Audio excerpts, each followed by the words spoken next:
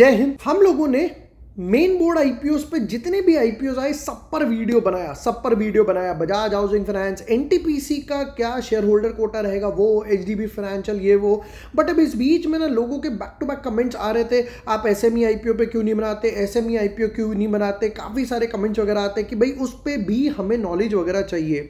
तो हम लोग एसएमई आईपीओ का जो मेन बोर्ड है, जो पूरा पेज है, एक काम करता हूँ मैं आपके साथ अपनी स्क्रीन शेयर करता हूँ। बट येस, एज ऑलवेज, अगर अभी तक आपने चैनल सब्सक्राइब नहीं किया है या न्यू यूजर हो, चैनल जरूर सब्सक्राइब कर लेना ताकि जब भी मैं कोई वीडियो डालता हूं वो आपके पास आ जाए। ठीक है, अब जरा आप जैसे ये पेज देखेंगे तो यहां पर हुआ क्या कि ये इतने सारे back to back SME IPOs आ रहे हैं। 23-25 क्लोज, 23-25, 25-27, ये ऑलरेडी जो ग्रीन में है वो ऑलरेडी ओपन है। तो अब ऐसा आईपीओ देखते हैं भाई जो हमारे पास ऐसा आने वाला हो, जो 1-2 दिन में खुलने वाला हो, अच्छा हो। तो सबसे पहला तो ये आ रहा है नेक्सस पेट्रो। तो पहले मैं आज इसकी वीडियो बनाता हूँ नेक्सस पेट्रो की, फिर उसके बाद ये फॉर्ग ऑटो कंपनीज है, सेस्टर इलेक्ट्रॉनिक्स, दिव्यान रिसाइकलिंग, राइट। इन सबके भी मैं 1 मिनट शॉर्ट्स या आपको एनालिसिस वगैरह देने वाला हूँ। तो आज शुरू करते हैं नेक्सस पेट्रो के एनालिसिस, देखते हैं कि भाई कंपनी कैसी है और क्या है, हमारा फाइनल वर्डिक्ट वगैरह क्या निकल कर आएगा। एज ऑलवेज जैसा मैं हर बार बताता हूं कि हम लोग बिजनेस मॉडल देखेंगे, फाइनेंशियल्स देखेंगे, फिर उसके बाद देखेंगे फाइनेंशियल्स के बाद वैल्यूएशंस क्या आ रही है, पैट मार्जिन्स क्या है, कंपनी किस लिए पैसा उठा रही है, कितना। 90% जो होता है कि वो एसएमई आईपीओ में जो होता है वो पूरा का पूरा फ्रेश इशू आता है, इनका क्या हिसाब है, कितने लिस्टिंग गेन हो सकते हैं। चलो without wasting time deep dive करते हैं एनालिसिस में। इनकॉर्पोरेटेड इन अक्टूबर 2021, यानी कि सिर्फ 3 साल पुरानी ही कंपनी है।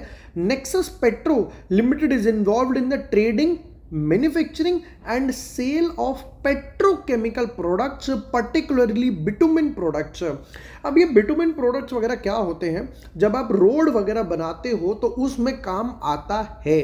ठीक है, तो देखते हैं इनके क्लाइंट्स कौन कौन है। The company produces and distributes highly quality bitumen emulsions and special bituminous allied products to infrastructure and construction companies। अब ये वो कंपनीज हो गए, सपोज करो कोई अपना खुद का कॉम्प्लेक्स बनवा रहा है, या फॉर एग्जांपल ले ले कोई अपना खुद का ही आई शुड से जैसे मल्टी स्टोरी बिल्डिंग्स वगैरह बनवा रहा है, तो ये उस टाइप के जो खुद रोड बनाएंगे उसके अंदर उनको देंगे। गवर्नमेंट एजेंसीज हो गई भाई जो हाईवेज वगैरह बना रहे हैं, राइट, जहाँ पर इनका काम होगा, जो जो इनके क्लाइंट्स होंगे तो उनको गवर्नमेंट वगैरह को सप्लाई करते हैं, या फिर रोड अथॉरिटीज़ वगैरह को देते हैं। और फाइनली बिटुमिन इंडस्ट्री वगैरह तो पूरा हो ही गया। फिर इन्होंने अपने सर्टिफिकेट वगैरह के बारे में लिख दिए। बट एक अच्छी चीज़ दिख रही है, it has upgraded it's processing unit, boosting production capacity and product quality. तो जो है थोड़ी सी प्रोडक्ट क्वालिटी बेटर करी है, प्रोसेसिंग यूनिट वगैरह को बढ़ाया है। चलो 3 मैन्युफैक्चरिंग यूनिट्स हैं, कहाँ पे, गुजरात, राजस्थान, मध्य प्रदेश में। ठीक है, तो अब एक अच्छा नीचे एडवांटेज वगैरह भी कुछ लेगा। फैक्ट्री कहाँ गई, कच्छ, ओके। फैक्ट्री कहाँ पर है, कच्छ यानी गुजरात जो ऊपर लिखा हुआ है, राजस्थान में पाली में है और मध्य प्रदेश में भोपाल वगैरह में है। ठीक है, अभी तक की बात समझते हैं। एज ऑफ नाउ तो देख के ठीक लग रहा है। अब इसमें एक प्रॉब्लम पता है क्या है, अगेन जैसा मैं हर बार मेन वीडियोस में बोलता हूँ या मेन आईपीओ के वीडियोस में बोलता हूँ, उसमें प्रॉब्लम क्या आती है कि भाई जो मेन बोर्ड होते हैं और अगर आपके B2B बिजनेस है तो B2B बिजनेस का एक सबसे बड़ा ट्रबल क्या है, मार्जिन्स। सपोज करो आप गवर्नमेंट को ही वापस से कुछ माल बेच रहे हो तो गवर्नमेंट क्या बोलेगी, भाई देख इस रेट पे बेचना है तो बेच, मुझे पब्लिक के लिए रोड बनानी है तो मैं ज़्यादा खर्चा नहीं कर सकता, नंबर 1। नंबर 2, मान लेते हैं अब आपका कोई कॉर्पोरेट क्लाइंट है, फॉर एग्जांपल ले रहा हूँ, जो खुद के कॉम्प्लेक्स वगैरह बना रहा है, DLF हो गया, गोदरेज वगैरह हो गया, राइट, जो अंदर का काम करेगा, कॉम्प्लेक्स वगैरह की चीज़ें बनाएगा, ग्राउंड फ्लोर वगैरह बनाएगा, उसका सीमेंट्री करेगा। तो वहाँ पर वो बोलेगा कि यार देखो आप कर सकते हो इस रेट में तो बोलो, नहीं तो मना कर दो। तो वहाँ पर आप ज़्यादा मार्जिन चार्ज नहीं कर सकते। चलिए नीचे आता है। अच्छा, पहले इसके फाइनेंशियल्स के पहले हम देखेंगे कुछ इंपॉर्टेंट डेट्स। अब ये आ गए इंपॉर्टेंट डेट्स। आईपीओ 26 तारीख से 30 तारीख तक रहेगा। अच्छा, इस बीच में और 4 आईपीओज आ रहे हैं, ये ध्यान रखना, 26 से 30, 26 से 30, 26 से 30, 26 से 30, ये चारों ही आईपीओ सेम ब्रैकेट में आ रहे हैं। अलॉटमेंट आएगी 1 तारीख को, फिर उसके बाद 2 तारीख को गांधी जयंती हो गई, फिर उसके बाद 3 तारीख को रिफंड्स या शेयर्स, और 4 तारीख को फाइनली ये लिस्ट होने वाला है। वैल्यूएशन बताओ भाई, किस वैल्यूएशन पे ला रहे हो।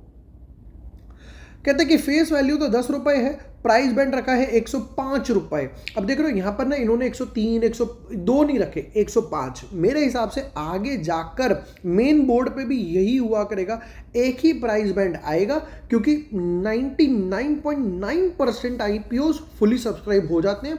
लास्ट ईयर एक ऐसा हुआ था जो बिल्कुल फुद्दू आईपीओ था, जो पूरा सब्सक्राइब नहीं हुआ था। लॉट साइज इन्होंने रखा है 1200 शेयर्स का। कंपनी कहती है कि हमें 19.43 राउंड ऑफ टू 19 से 20 करोड़ रुपए चाहिए, और पूरा का पूरा कंपनी कहती है पूरा का पूरा फ्रेश इश्यू है, सारा का सारा पैसा हम कंपनी में ही डालेंगे। किस लिए, वो नीचे देखेंगे अभी। तो एक लॉट बन गया यहाँ पर 1,26,000 रुपए का, जो इन्होंने प्राइस बैंड रखा है। चलो नेक्स्ट पार्ट पर आते हैं। अभी तो कंपनी पूरी की पूरी 100% जो है वो कंपनी प्रमोटर्स वगैरह के पास ही है, और अब जाकर इसको ये डाइल्यूट वगैरह करेंगे मार्केट से फंड्स उठाने के लिए। चलो अब आते हैं फाइनली मोस्ट इंपॉर्टेंट, यानी कि फाइनेंशियल्स। ऑलराइट, थोड़ा और जूम इन ले लेते हैं ताकि पिक्चर थोड़ी और बेटर है। चलिए, मच बेटर। अच्छा, मैं काम करता हूँ, मैं इसको ना थोड़ा इधर ही कर देता हूँ। Good to go. मेरी फेस की वजह से वो हट रहा था, मैंने हटा ही दिया। एसेट्स की बात करते हैं। फुल ईयर तो ये रुपीज़ इन लैक्स है। जितने भी एसएमई आईपीओज होंगे 90% वो आपको लैक्स में मिलेंगे, मेन बोर्ड वाले आपको करोड़ में मिलेंगे। एसेट से पढ़ते हैं तो ये 9 करोड़ के एसेट थे, 9 करोड़ से 50-60% जंप आया, और ये हो गया 16 करोड़ के आसपास। और 16 करोड़ का बाप रे 38 करोड़, मतलब it's more than doubled. Assets में तो डबल हुआ ही हुआ, बट सवाल ये है एसेट्स किस लिए डबल हो रहे हैं? क्या डेट की वजह से डबल हो रहे हैं, या आपने सामने रिजर्व्स ऐड करे हैं? वो हम लोग चेक करने वाले हैं। रेवेन्यू यानी कि सेल्स, तो पहले साल में ही, क्योंकि देखो 2021 में ये बोल रहे हैं कि भाई हमने कंपनी बनाई, तो पहले साल में ही 48 करोड़ रुपए की सेल करी। बाप रे, बढ़िया एकदम। पहले साल में 48 करोड़ की ग्रोथ हुई, फिर उसके बाद 48 से 142 करोड़ की सेल, दैट इज ट्रिपल्ड, 3 गुना हो गई आपकी सेल। नेक्स्ट, 142 करोड़ से 238 करोड़ रुपए की सेल्स है। बाप रे, मैं ये सोच रहा हूँ 238 करोड़ की सेल है। अभी मेन बोर्ड देखे थे कितने सारे, जिनमें 238 करोड़ छोड़ो 100 करोड़ के आसपास की सेल्स थी। प्रॉफिट आफ्टर टैक्स, पैसा कितना बचाते हो बाबू, हमें वो बताओ। प्रॉफिट सिर्फ 54 लाख रुपीस का प्रॉफिट आया। फिर उसके बाद हो गया ये 200 लाख, यानी कि 2 करोड़ रुपए का प्रॉफिट, और 2 करोड़ से 3.5 करोड़ का प्रॉफिट। मतलब कि कट शॉर्ट में बात करूं तो पैट मार्जिन सिर्फ 1.5% है। अब यही चीज मैं आपको बता रहा था कि B2B बिजनेस में यहां पर वॉल्यूम पे काम ज्यादा होता है, बट प्रॉफिट कम है। बट स्टिल चलो 3 साल में के हिसाब से 3.5 करोड़ का प्रॉफिट है। कंपनी प्रॉफिट में, सबसे अच्छी बात यह लॉस में नहीं है, और ग्रोइंग प्रॉफिट्स है, growing profits, growing revenue. Next, reserves 54 lakh के रिजर्व्स थे, यानी कि ये पूरा का पूरा वही हो गया जो पहला आपने प्रॉफिट कमाया, और वो पूरा का पूरा कंपनी में ही रखा हुआ है। फिर उसके बाद हो गए 200 करोड़ का, तो ये हो गया देखो 54 + 200 254 के आसपास। फिर उन्होंने एक्स्ट्रा कमाया 348, तो यहाँ पर हो गया 353 के आसपास।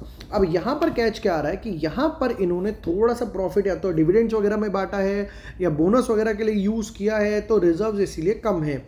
अब बोरोइंग्स, 3 करोड़ की बोरिंग थी पहले साल, ये डबल से ज़्यादा हुई 8 करोड़, फिर डबल से ज़्यादा हुई 21 करोड़। अब ये एक रीज़न दिखाई दे रहा है एसेट बढ़ने का। अब यहाँ पर कंपनी को डेफिनेटली बोरोइंग्स थोड़ी बहुत सी रिड्यूस करनी पड़ेगी।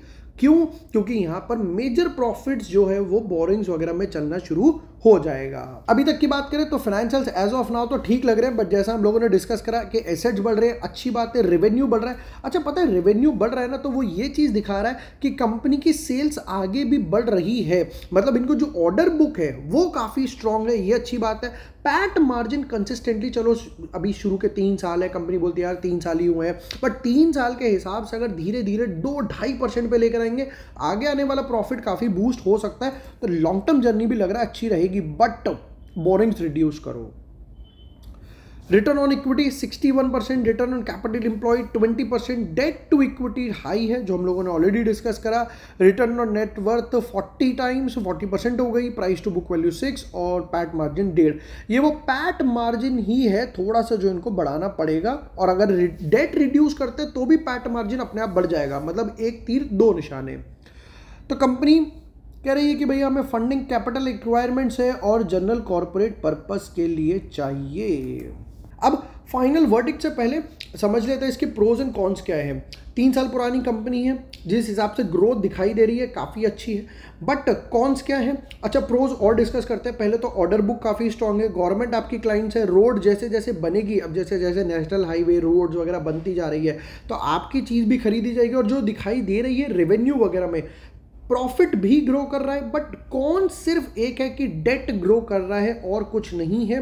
4 IPOs आ रहे हैं उस ब्रैकेट में, जैसे मैंने बोला कि मैं उनकी वीडियोस वगैरह भी डालूंगा, तो थोड़ा सा अप एंड डाउन रहेगा उस टाइम पे। अब अगर सिर्फ इसकी बात करते हैं कि भाई इसका काम वगैरह कैसे चलेगा, तो कंपनी कह रही थी कि मुझे ज़्यादा नहीं, सिर्फ 19 करोड़ चाहिए, और ये पूरा का पूरा सिर्फ फ्रेश इशू ही है। नंबर 1, अगर कोई लिस्टिंग गेन के लिए अप्लाई करना चाहे, डेफिनेटली लिस्टिंग गेन के लिए अप्लाई कर सकता है, क्योंकि दिखाई दे रहा है कि इंडस्ट्री अच्छी है, सेक्टर ग्रोइंग है, जैसा हम लोग कह रहे हैं नेशनल हाईवेज, IRB इंफ्रा ने एक अच्छा खासा मूव दिया, तो ये जिस तरीके से चलेगा वो आगे बढ़ता ही रहेगा। धीरे धीरे अगर पैट मार्जिन 1.5% से 2 से 2.5% लेकर आएंगे और हल्का सा भी डेट रिड्यूस करते हो, तो आगे आने वाले क्वार्टर्स और रिजल्ट्स जो है वो काफ़ी अच्छे डेफिनेटली बन सकते हैं। ओवर सब्सक्रिप्शन की बात करूँ तो यहाँ पे 40 to 50 टाइम्स के हिसाब से ओवर सब्सक्रिप्शन दिखाई दे रहा है, और लिस्टिंग गेन की बात करूँ तो 30 to 50% के आसपास लिस्टिंग गेन दिखाई दे रहे हैं, तो मैं डेफिनेटली पर्सनली इसको अप्लाई करने वाला हूँ। ये थे नेक्सस पेट्रो SME IPO के डिटेल्ड एनालिसिस, जैसा आप लोगों ने रिक्वेस्ट किया था कि सर SME IPOs पे भी वीडियो वगैरह बनाइए, आप लोगों का हुक्म सर आंखों पे, हम लोगों ने वीडियो बनाया, और भी IPOs पे वीडियोस आने वाले हैं। वीडियो पसंद आया हो share with your friends, like and subscribe. Thank you for watching the video, lots of love.